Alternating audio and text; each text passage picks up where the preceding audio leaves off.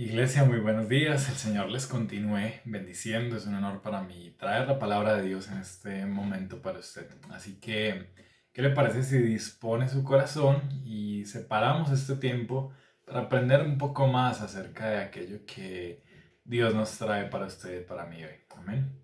Padre, te damos gracias en esta mañana por permitirnos aprender de tu palabra, escuchar de ti. Abre nuestro entendimiento, abre nuestras mentes para poder comprender aquello que tú quieres poner en nuestras vidas. Te pedimos, Señor, que tú guíes nuestro entendimiento, nos ayudes a tener una mente como la tuya y que aquello que aprendemos de ti lo podamos retener y aplicar. En el nombre de Jesús, Señor. Amén y amén. Y bien, iglesia, entonces hemos terminado con una sección bien importante que es las bienaventuranzas con la cual nuestro Señor Jesús inició el Sermón del Monte y nos dio como los parámetros de aquellas personas que pertenecen al reino de Dios. Y esos parámetros son los bienaventurados, todos aquellos que hemos hablado en los últimos meses. Entonces, ya hemos terminado con las bienaventuranzas y sigue en Mateo 5 versículo 13, unas nuevas enseñanzas de Jesucristo y dice así: vosotros sois la sal de la tierra, pero si la sal se desvaneciere, ¿con qué será salada? No sirve para más nada, sino para ser echada fuera y hollada por los hombres. Bien, entonces después de analizar este versículo vemos que Jesús traza una diferencia entre su iglesia, es decir, aquellos que son sal, y los que no son de su iglesia. Pero ¿para qué hacer esa diferencia o para qué distinguir entre los dos grupos? Miremos cuáles son las funciones de cada uno y miremos cuál es la función de la sal. En el contexto en el que estaban, pues bueno, los hebreos eran colonizados por el Imperio Romano y cuando Jesús llegó a la tierra, él lo hizo dentro de ese contexto del Imperio Romano, siendo aquellos que dominaban todo el ámbito político, el poder económico, el poder militar y que eran los que estaban, digamos, mandando o teniendo todo el control.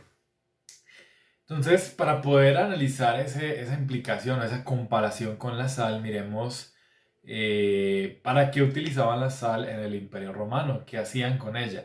Entonces, la sal se utilizaba principalmente como preservante para las carnes. En esa época no tenían las técnicas que tenemos ahora de conservación.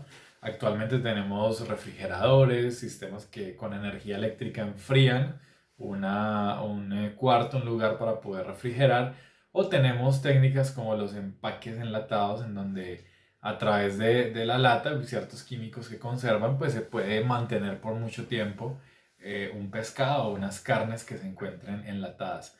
Entonces, si un pescador en la época, por algún motivo, sacaba mucho pescado y obtenía mucho más de lo que normalmente pescaba a diario y no lo podía vender o era tanto a veces que se le quedaba, pues eso era pérdidas para él y ese pescado simplemente había que botarlo porque las bacterias que pudren la carne, pues se van alimentando tanto de la carne como de la humedad que la carne mantiene. Entonces, dado que esas bacterias están siempre junto con la carne, pues todo se terminaba pudriendo y siempre la carne terminaba era en putrefacción. O sea que la forma de poderlo conservar era mitigando el efecto del agua y a su vez, si yo pudiese quitar el agua, pues estaría también reduciendo la capacidad de las bacterias de generar putrefacción sobre la carne.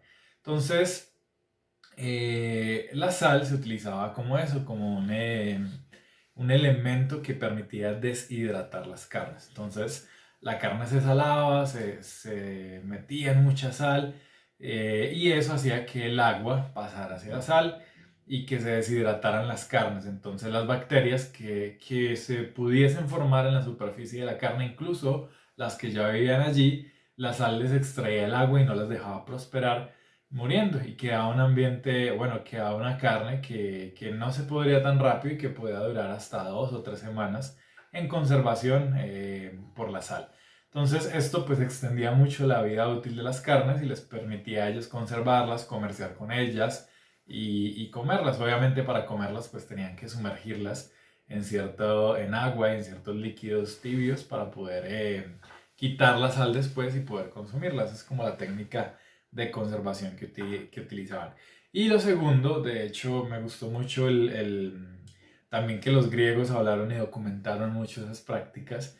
Había un médico que se llamaba Discórides y él escribió pues un libro sobre salud, sobre botánica y describía la sal como un elemento que limpiaba, que servía para la limpieza y purificación de heridas, para la asepsia, que servía para limpiar algunas excreciones del cuerpo oculares o nasales y ayudaba a que no se infectaran. Y también lo recetaba como un remedio para el cansancio, como un analgésico y un desinflamante, junto con infusiones de agua caliente y sal. Entonces, de hecho, también lo utilizaban para tratar picaduras de escorpiones, picaduras de avispas y sobre todo para las heridas, para que no hubiese infección en ellas. Entonces, la sal pues era un componente muy importante y los antiguos lo mantenían como un medicamento, incluso lo daban como ofrenda a los dioses. Y pues por último, en cuanto a los alimentos, se salaban para sazonar, como hacemos hoy en día, eh, pues le da un mejor sabor al sazonar con sal. Entonces, veamos también cómo la Biblia nos muestra algunas relaciones de la sal y de para qué servía. En este caso, Segunda de Reyes, capítulo 2, versos del 19 al 22 nos dice: Y los hombres de la ciudad dijeron a Eliseo: He aquí el lugar en donde está colocada esta ciudad es bueno, como mi señor ve, mas las aguas son malas y la tierra es estéril. Entonces él dijo: Traedme una vasija nueva y poned en ella sal. Y se la trajeron.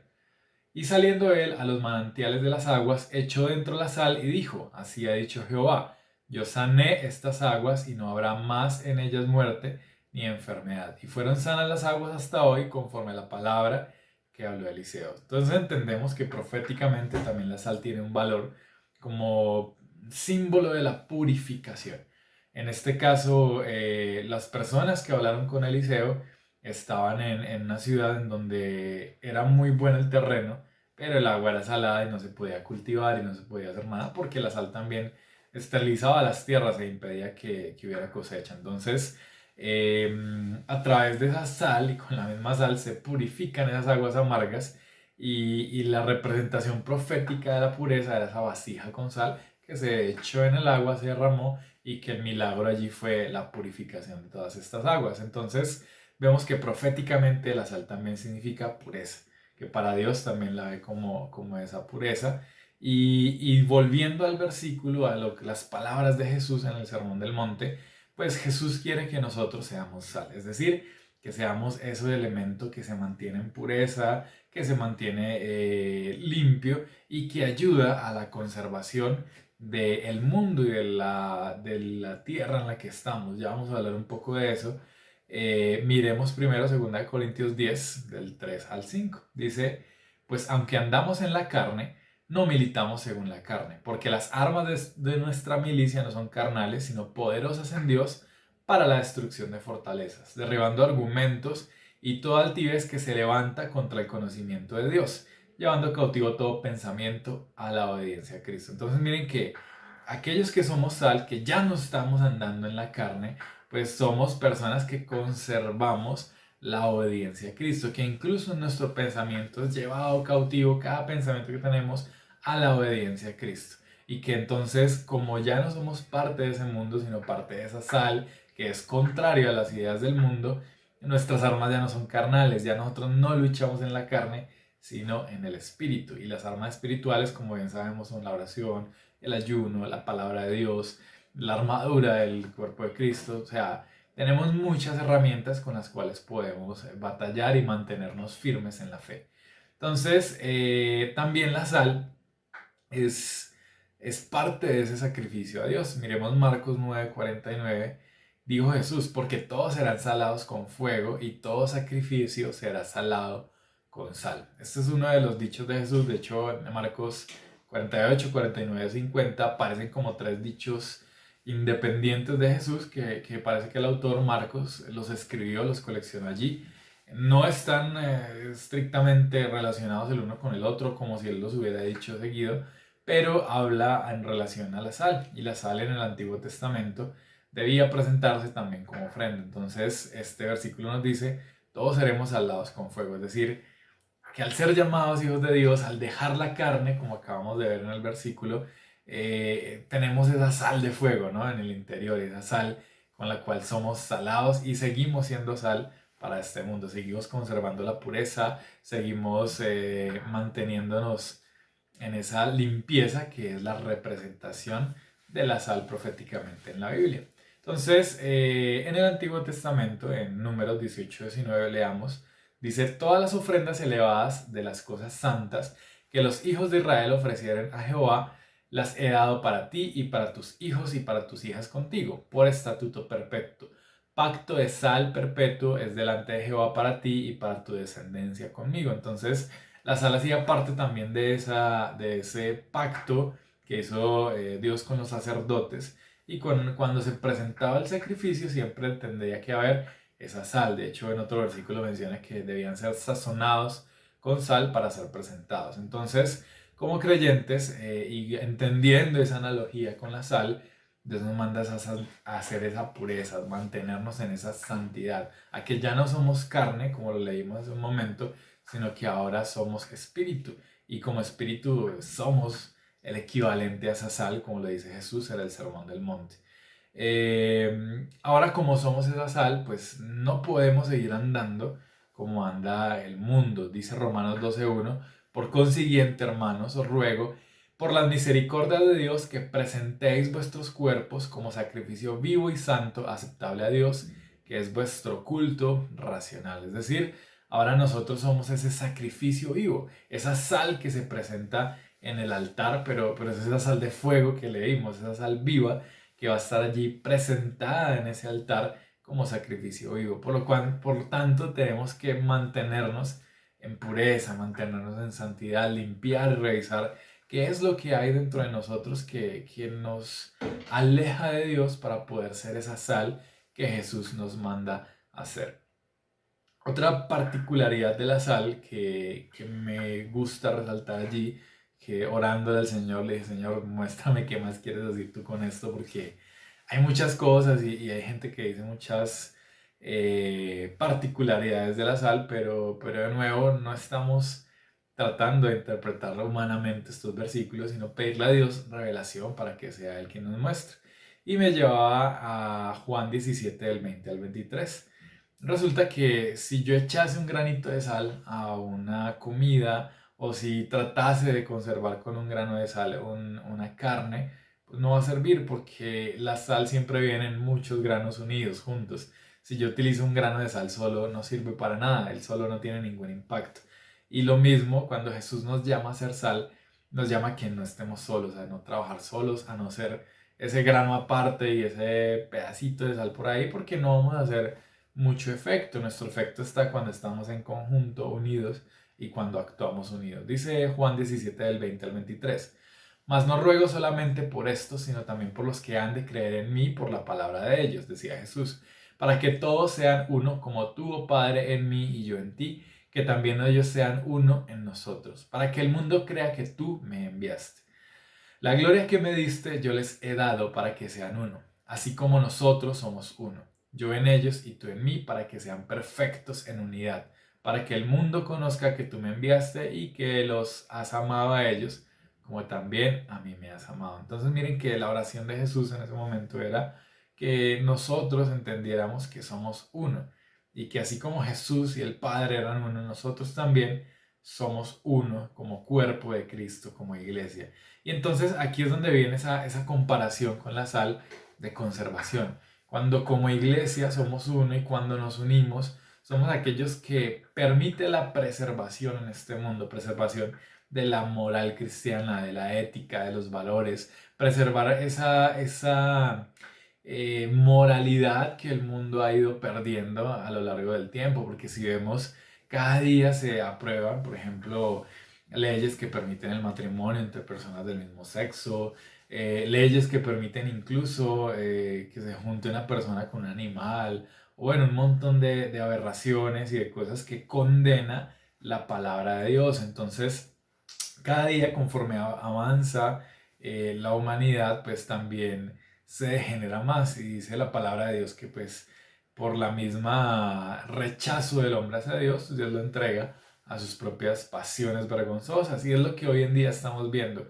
un detrimento de la moral, una corrupción en este mundo, una putrefacción que se está dando a causa de que el mundo le ha dado la espalda a Dios. Entonces nosotros como Sal, como iglesia, somos ese agente que unidos permitimos la conservación de la moral cristiana, de los valores, de la ética. Pero lo más importante es que yo no puedo pretender conservar la ética si no la conozco. No puedo pretender ser esa sal si no conozco los 10 mandamientos, si no conozco la moral cristiana, si no conozco cómo es que a Dios le gusta que hagamos las cosas. Entonces, la exhortación también aquí es, miremos qué es lo que le gusta a Dios, aprendamos cuál es esa moral, cuáles son esos valores cristianos que Dios ha impuesto para la familia, para las personas, para las relaciones de padres e hijos, para relaciones entre jefes y subalternos, para las relaciones entre diferentes grupos, o sea,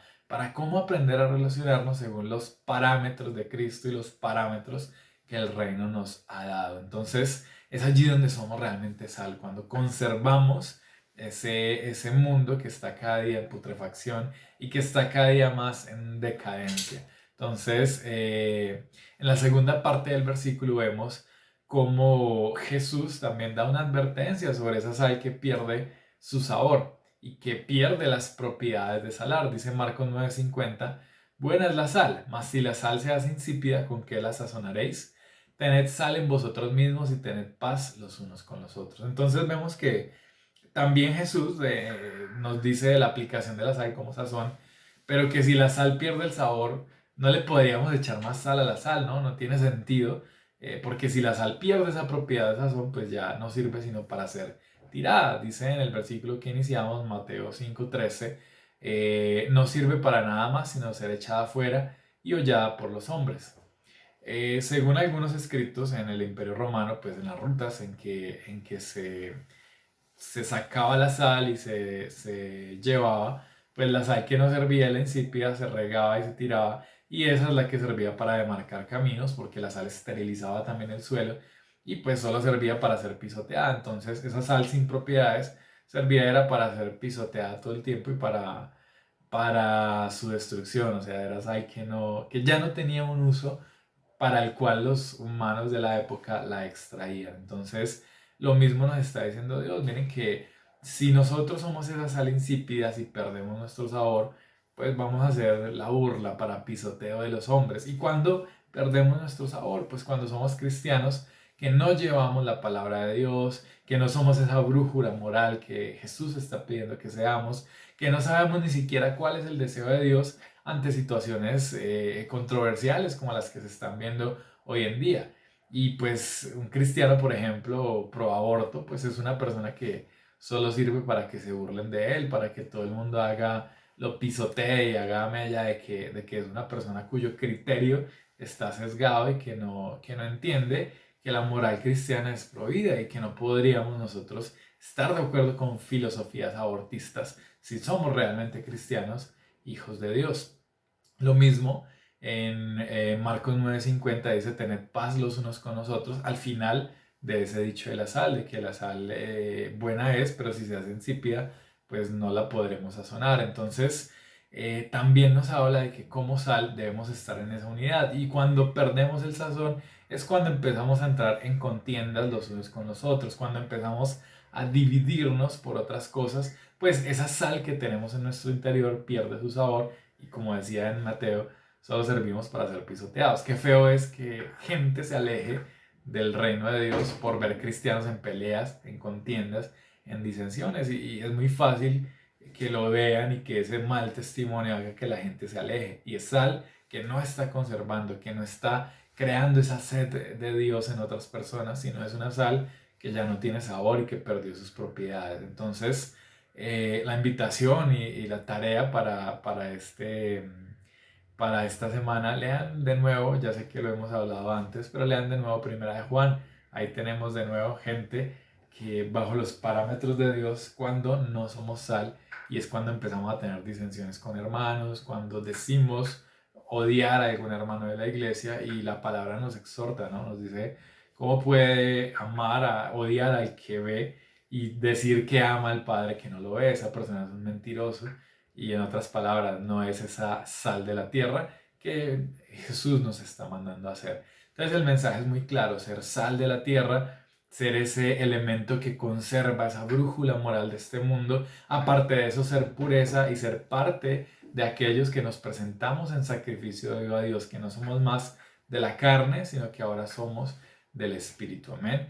Y no perder nuestra esencia, no perder nuestra identidad, no dejar de ser esa sal, porque lo más importante y lo que más el diablo ataca es la identidad del cristiano. Y con lo que más se va a meter es con nuestra identidad, a señalarnos, a ver si realmente estamos firmes en la palabra, o a ver si nos puede meter ideas del mundo, ideas que tal vez no son cristianas, ideas que parecen buenas, pero vienen con una trascendencia negativa, oscura, mala, y que a la final terminan afectándonos y terminamos confundidos, siendo esa sal que ya no sale y que ya no es una sal útil para el reino de Dios. Entonces, por último, también la unidad como iglesia, unámonos, sobre todo en estos tiempos, unamos en oración por la familia pastoral, por los líderes, por la iglesia, porque hay mucho por qué orar, iglesia, y les pido que también estemos en oración, que apoyemos al liderazgo, a los pastores en oración, para que la obra de Dios continúe y para que en la Virginia seamos esa sal que conserva y que seamos esa brújula moral y que seamos esa pureza y ese elemento que va a conservar a nuestro municipio de esa putrefacción que viene. A mí me impactaba mucho que alguien, un conocido, pues empezó a tener ataques espirituales y lo primero que hizo fue irse a la Virginia. No entendía yo bien para qué, pero me di cuenta que era buscar brujos, rezos y ese tipo de cosas.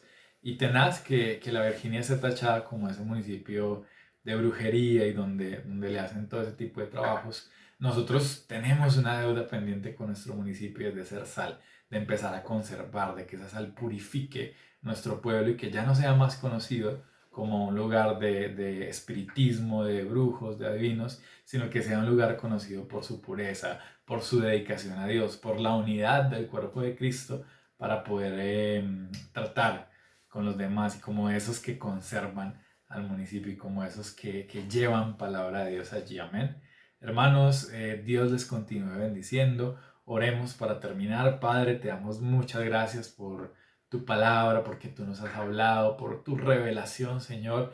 Y te pedimos que nosotros podamos ser sal en esta tierra, que en el municipio donde nos has enviado podamos continuar siendo sal y conservar y hacer ese papel fundamental que nos has mandado, Señor, como ese elemento purificador, como ese elemento que proféticamente se usaba para limpiar aguas amargas y para que antiguamente se usaba como medicina, como bálsamo, como aquellos que llevan esa palabra tuya, que es bálsamo a los huesos, que es un alivio para aquellos que están en el mundo sufriendo sin ti, Señor.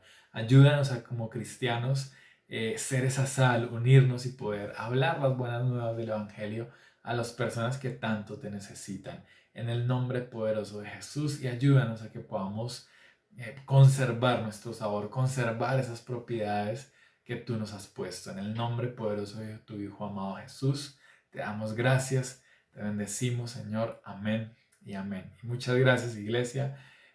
No olvides estar en contacto, así sea por video. La iglesia continúa, la obra de Dios sigue y vamos firmes en la tarea y para poder sacar adelante la obra del Señor. Amén. Dios le continúe bendiciendo.